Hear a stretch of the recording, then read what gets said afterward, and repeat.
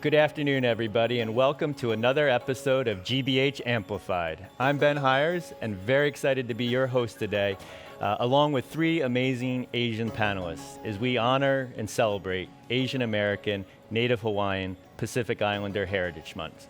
Now, my three guests have made incredible contributions to the Asian community, as well as the economic vitality of Massachusetts. And I'm excited for you to get to hear their perspective and thoughts about economic development in the Asian community and in Massachusetts today. So get ready to get amplified. All right. I'm really excited to introduce our panelists. I'm going to start all the way down at the end of the table with Amy Kridaratikorn. Now, Amy is a Boston-based multi-restaurant entrepreneur, a second-generation Thai American, and former advertising executive with experience in hospitality, media, and nonprofit leadership. So you're probably asking, what hasn't she done? Well, but she is also the co-owner of Sugar & Spice, a celebrated award-winning Thai restaurant in Cambridge.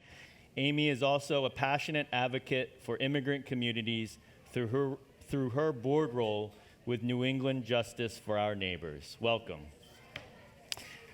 All right. I'm excited to welcome QJ Shur, who is the inaugural director of the Asian Business Empowerment Council, or ABEC. ABEC is the state's leading hub for API business advocacy, support, and collaboration. Under her leadership, ABEC has become a catalyst for change, uniting Asian entrepreneurs, policymakers, and business support organizations to expand opportunities and eliminate systemic barriers. She serves on the Governor's Diverse and Small Business Advisory Board, where she works to increase public procurement opportunities for API businesses. QJ has built a career championing underserved communities, and she's held executive leadership roles at Tech Goes Home, English at Large, and the Asian Task Force Against Domestic Violence. And she's been driving impact at the intersection of economic mobility, education, and community empowerment. Welcome, QJ. And finally, last but not least, I'm very excited to welcome Yvonne Hao, who is the former secretary of the Executive Office of Economic Development for Massachusetts, otherwise known as Miss Team Massachusetts, right? Yeah, I got the bracelet. But in addition to being our best cheerleader for Massachusetts, she's held many leadership positions in business across the state at Cove Hill Partners, Pillar Ventures, and Bain Capital. In addition, Yvonne has been the board of directors of companies such as Car Gurus and ZipRecruiter and Bose. As well in the community, she's a leader by serving on the board of trustees at Beth Israel Lahey Health and a trustee of her alma mater at Williams College. Welcome, Yvonne. Okay, I want to get us started by asking each of you, maybe starting with you, Amy, to share a story or a biographical note about yourself, about why you're proud of being Asian American. Well, thank you, Ben, and thank you for having me here today. I think definitely one of the biggest and most unique things about being an Asian American is all of the different cultures, countries, and cuisines that it represents. So food is such a big, important part of my culture and how I share my culture with the rest of the people. So that's definitely what makes me proud to be an Asian American. Thank you. Yeah. QJ? I identify as an immigrant, so I came to the United States when I was 10, and I owe a lot of my quality of life to my parents, and they really set a foundation for me. They started out, in this country without knowing any English. They had no funds. They did not have housing, actually, when they first came, yet they saved enough money for me to go to college and graduate debt-free. So it is due to their sacrifice and their spirit of determination. And I should say that they were restaurant owners, and they experienced a lot of anti-Asian bullying, unfortunately. So that's kind of why I'm in this role, is that I know that these are stories that are not uncommon, and I want to make sure that there are resources out there for AAPI businesses and communities. And I think I take pride in the fact that I think our community really navigate uncertainty with grit and creativity, especially during times where the odds might be stacked against them. So that's why I'm proud. Yvonne? Yeah, no, thank you so much, Ben, for having us. And I just ate at Amy's restaurant on Tuesday night, and I can vouch it's delicious. It's one of our favorites, our family favorites. And I've worked with QJ. It's been a real privilege this last couple of years. Thank you. I agree on food, and I agree on parents. But for me, I'm the first in my family to be born in this country. And my grandmothers both lived with us when we were growing up. And I think most kids, I grew up in a suburb outside of Chicago, and I was the only Asian kid in our school, except for my brother. and most kids in my classes probably got like bedtime stories and, fairy tales. But I would talk to my grandmothers, and they would tell me about how when they were growing up, they had their feet bound. And so growing up, my grandmothers had, size 4 children's feet. And even in their 80s and 90s, we would shop for them at Stride Ride and get them kids' shoes. But it gave me a sense of perspective when they talked about the stories of when they were born in China and how they had to flee when the Japanese arrived and the communists and have to go to Taiwan. And then they came to this country with very little. It just made me realize how lucky I am to be born in this country and to be Asian American and to have these opportunities. It also just gave me this perspective that nothing that I'm going to face in my life is as difficult. So if I'm having a bad day, honestly, it's probably going to be okay relative to what they face. So they've been very inspiring to me. Awesome. Thank you for sharing those stories with us. As I mentioned earlier, we're celebrating Asian American, Native Hawaiian, Pacific Islander Heritage Month. And I wanted to make sure people had a little bit of history around that. And so I wanted to do a little quiz and ask, do any of you know when May became this month that we celebrate? Anyone? You know what's strange is when I went to college in Massachusetts, we had this month, but I can't remember if it was because May is inconvenient because of finals or because it used to be in April. But in college in the 90s, I'm very old, it was actually in April.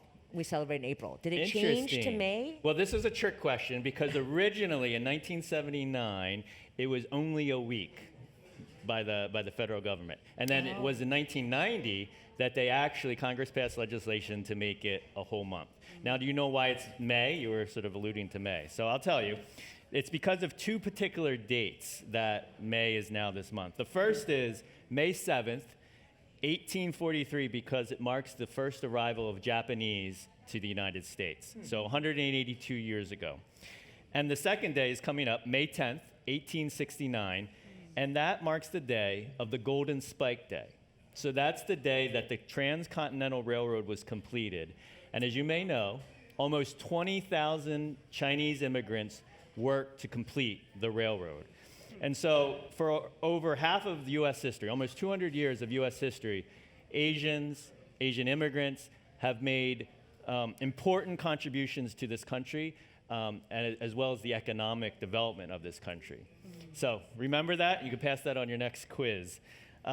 Yvonne, with that in mind, we're hearing so much in the news today out of Washington, D.C. We're hearing about tariffs. We're hearing about inflation. We're hearing about possible recession. From your perspective, what are some of the most significant changes that are happening so rapidly that the Asian community as well as our wider business community should be thinking about? And what can we do to start mitigating maybe some of those changes? Yeah, it's a great question. And actually, I'll just say one note on history. There's a really cool shoe company that's started by someone here in our state called 1587 Shoes. And that is actually the year that the first Asian person came to America. So it even goes back before the 1800s. But yeah, so we are living in very interesting and I would say volatile and challenging times. So just step back for a second. Our state is a very strong state in terms of economics. We're $780 billion GDP. We're the highest income per capita state. So we've done very well for a long time across many leading sectors, whether you think life sciences, hospitals, universities, financial services, and all of our small businesses. This last 100 plus days has been very challenging. So there have been so many executive orders and announcements on so many fronts that have really come after our economy. So just a couple examples. You mentioned tariffs. that affects so many of our businesses. Many of our businesses, including our Asian American businesses, export, and so that impacts them when countries retaliate. Many of them also import and have parts that they use that come from abroad, and those costs are now all skyrocketing. So this is a very big impact on so many businesses. Another example is the proposed cuts to NIH funding. NIH funding affects so many different parts of our research community. We have so many Asian Americans who are involved in science and in life sciences and in hospitals and in healthcare and in climate. And so that is another area that is being impacted. What does it mean for our state? I think two things. One is that it is, I think, very easy every day to wake up and feel overwhelmed and to feel despondent and hopeless and all the feelings. We have all of the feelings. I think we have to just stay the course. We know in our state that we have weathered many things, and we're a strong state, and we, I think, are going to be better positioned than most other places. I can't think of a better place to be right now than Massachusetts. And so the first is we have to just stay focused on the things that we can control and not get distracted and not get not take our eye off the ball. So that's the first thing. The second thing is I do think this is an opportunity for us. When teams get hit with challenges, that's when the best teams step up, and this is an opportunity for us to rethink how we do things, how to be more nimble, how to partner across the public and private sector, how to help each other more, how to work together as Team Massachusetts. So we're as a government and with business community convening to talk about what are those ways that we can reallocate resources or repurpose programs to make sure that we support each other in this time. Thank you. I think it's so encouraging to hear that here in Massachusetts we can have a positive outlook. I think one of the reasons we can have that is for organizations and people like QJ at ABEC. So QJ, can I turn to you and ask you to tell us about ABEC? Why does it exist? What does it do? And what does it mean for you in this moment in time? That's a loaded question, but I'll try to answer it. Well, I think ABEC, the Asian Business Empowerment Council, or ABEC for short, exists because AAPI businesses are core to the Massachusetts economy. Like, we would not be where we are today without Asian businesses. And the unfortunate part is that the Asian business community tends to be very underrepresented in decision-making circles. So when you're thinking about policies that impact businesses, oftentimes they are not at the table, their voices haven't been heard and incorporated into the processes. So that's kind of our role, is to have a year really close to the ground and lift up those stories that haven't been heard historically. And I think especially during these times, there needs to be more of a sense of a community. Like, people are feeling hopeless, they're feeling a sense of isolation, and this is a time where we can come together and brace for impact as a community, united. And we're here to make sure that gaps are filled, and I'll just talk about the 4 different ways that we do that. So one of our focus areas is access to capital. So we know that around 40% of our businesses are actually self-financing, and we want to make sure that our community members know where they can access additional types of resources so that they're not working a full-time job, for example, and doing a business at the same time. We also work on expanding networks. So we know that a lot of business deals are done at the dinner table. Depends on who you know, who you can get in the door with. Well, a lot of our immigrant businesses don't have that built-in network or generational wealth. So we advocate on, business opportunities. We connect them to resources. We also try to make sure that our community has access to culturally and linguistically responsive business support. A lot of business support out there is English only, and it's not in Asian languages. But we have a wealth of amazing community organizations like BCNC, like Boston Little Saigon, the Cambodia Mutual Assistance Association, India Society of Worcester. So we have this wonderful ecosystem of organizations that understand culturally where our communities are from, and they have the language skills. So why not coordinate and work together with these local anchored institutions to deliver business support? And then lastly, we do advocacy, and we really try to amplify policies around economic inclusion. So thanks to former Secretary Howe's work on the Mass Leads Act, we were able to participate in the testimony before committee. And we also advocate for policies that fill the gaps. Well, thank you so much. I want to remind everybody that we're here at the GBH Studio down at the Boston Public Library with a live audience. And so I want to encourage the audience, if they have any questions later, you can step up to the mic and ask this wonderful panel anything that you are wondering. Amy, we've just heard from QJ and Yvonne a little bit about economic policy and sector-wide support, but you are doing really important economic work. You're feeding people. You're employing people. You are part of the community. So can you tell us more about Sugar and Spice, and what are some of the joys, but also some of the challenges that you're facing as a small business?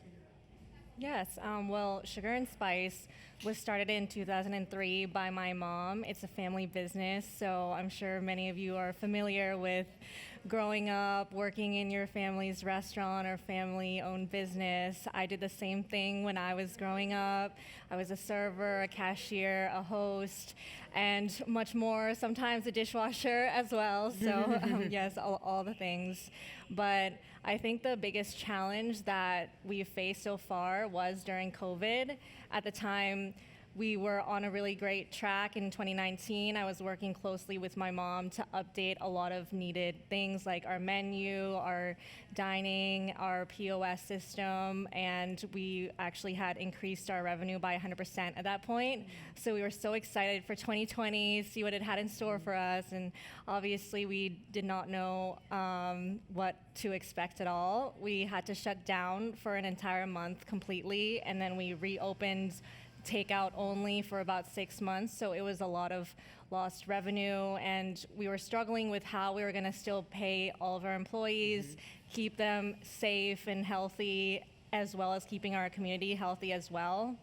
And so during this time, I was also seeing in person and reading about how there was a lot of food insecurity in the Boston and Cambridge area, so I knew that even though we were also struggling, we needed to help out. And so I came up with the idea for our free meal Sundays. And we, in total, donated over 8,000 individual meals to the local community. No questions asked. Amazing. Yeah.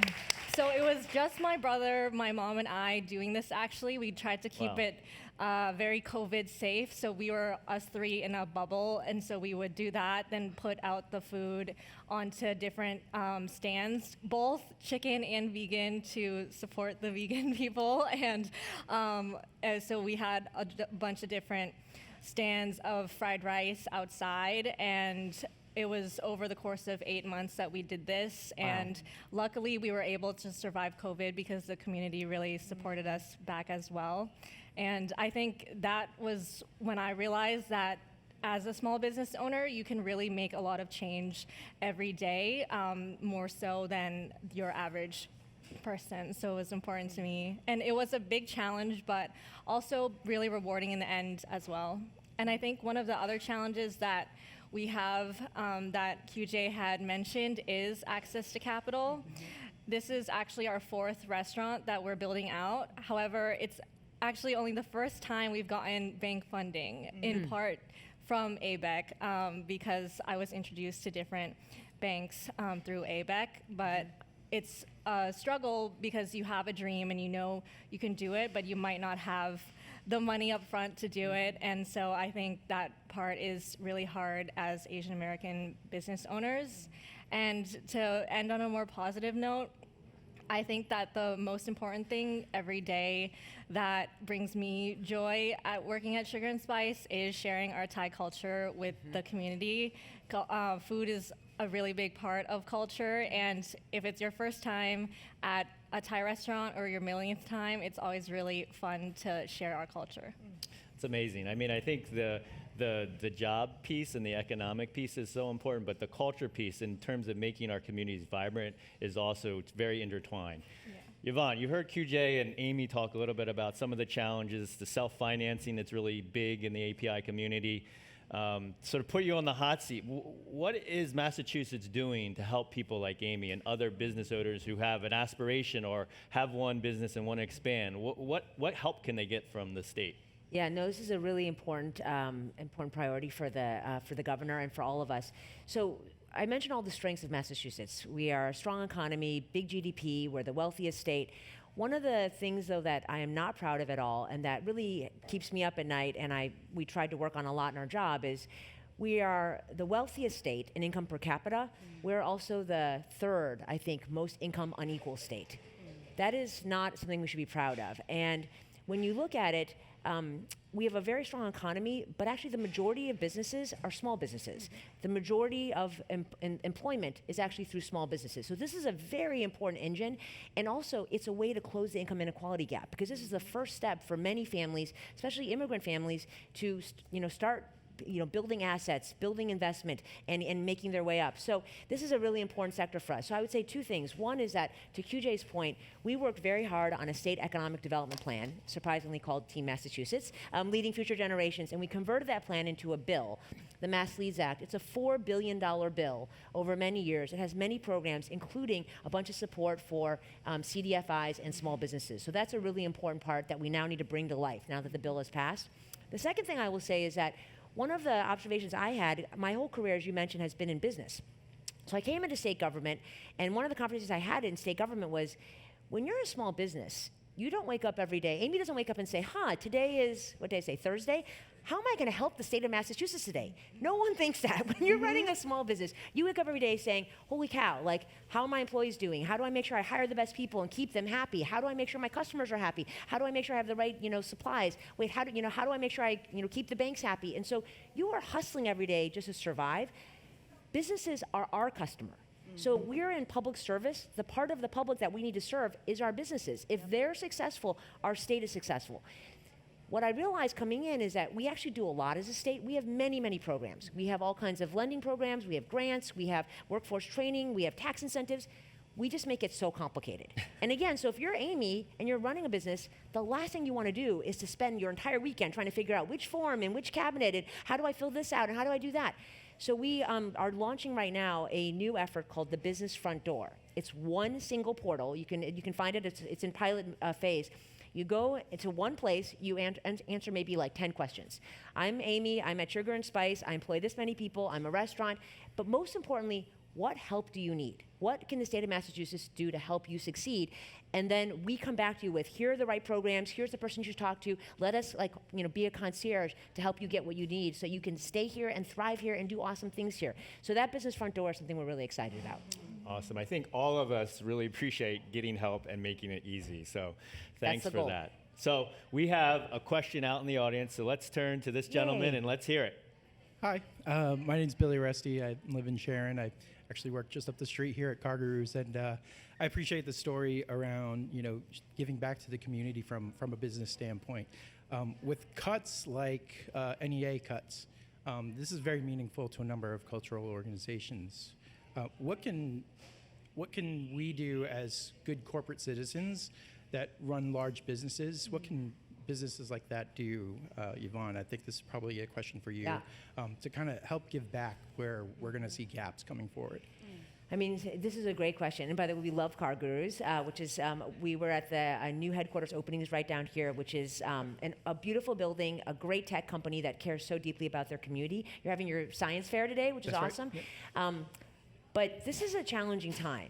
The reality is the federal programs that we've been the beneficiary of are billions and billions of dollars. We've been very good as a state in working with the federal government and getting all kinds of support across all parts of the economy. It is going to be very hard for the state government to fill that entire gap, or for any company or any of us to fill that entire gap. But I think we have to try. So from a state perspective, we're trying our best. This is the time when we need companies to step in. And the local nonprofits that used to get funding, or the local arts program, or the local, kind of school programs. We need companies to step in and help to do that. And there is a business rationale for this. We are all going to thrive better as a business, as a state, as neighborhoods, if everybody does better.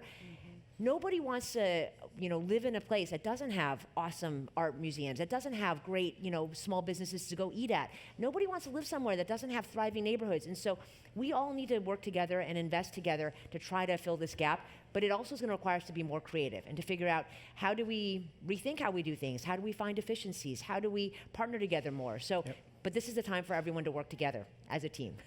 Can Look I, forward to it. Can Yeah. I, Yes, please. Can I also answer that just from a business community perspective?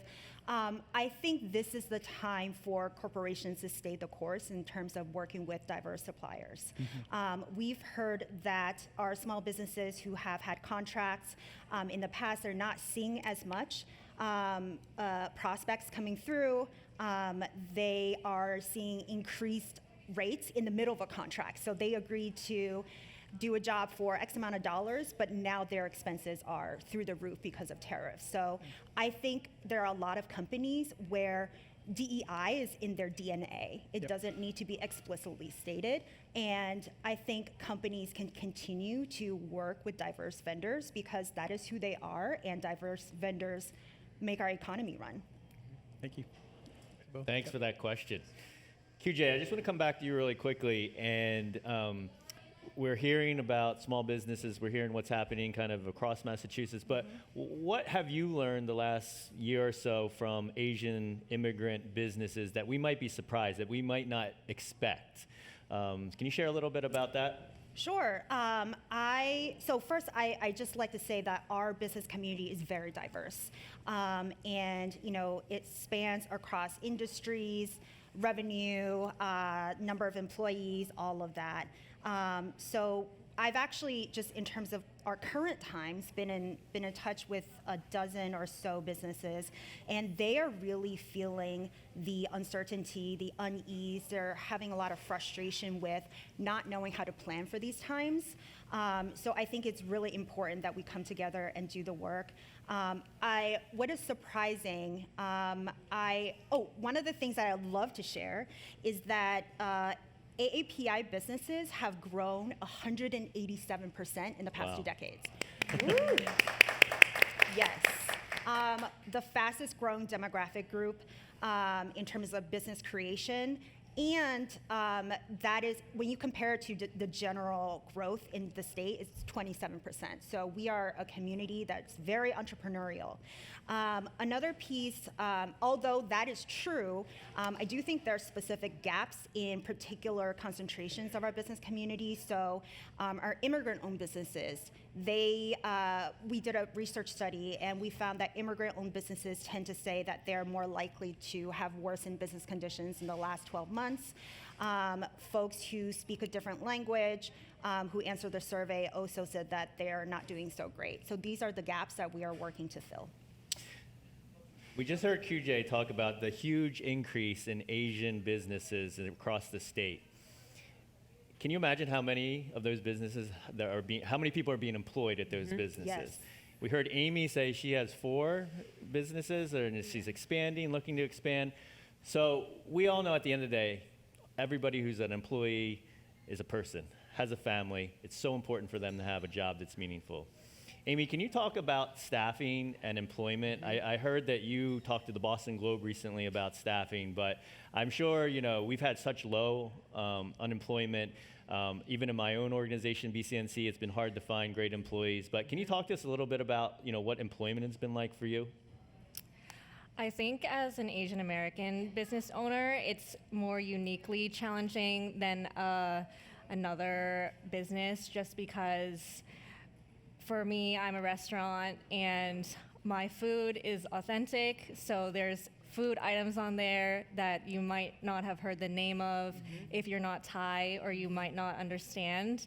And so for a server or a cashier, a lot of them tend to think, why do I have to put in the time to go learn this other language, and instead of working at a national chain or a more easy to understand menu like chicken parm or a burger, right? Everybody knows what those are anyways. So then that part has been really challenging for us specifically because we do want to showcase all of the authentic Thai food that we have to offer.